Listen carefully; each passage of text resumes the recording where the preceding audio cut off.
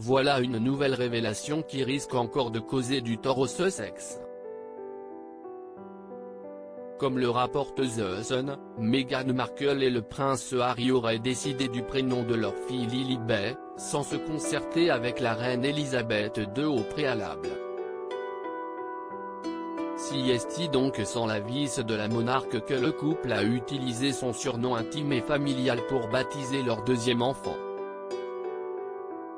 Avant même la naissance de leur princesse, Meghan et Harry avaient en effet acheté un nombre important de noms de domaine avec les prénoms potentiels qu'ils envisageaient pour la sœur de Archie.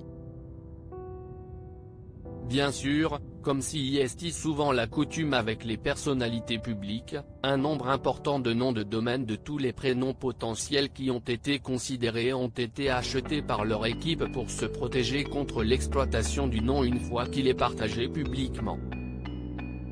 Explique une source au Télégraphe. Lilibetdiana.com a été créé le vendredi 4 juin via GoDaddy, soit 2 jours avant que les Sussex annoncent la naissance de leur bébé. Par précaution, ils avaient aussi enregistré le nom de domaine Lilidiana.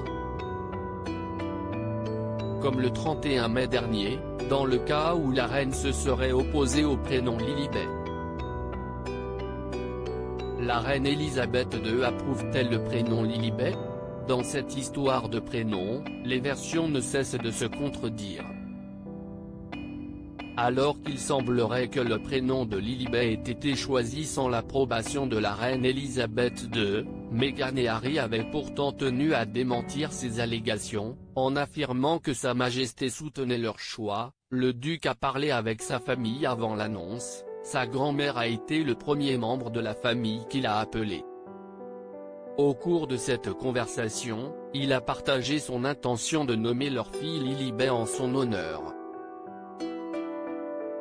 Avait fait savoir le porte-parole des Sussex avant d'ajouter, si elle n'avait pas accepté, il n'aurait pas utilisé le nom.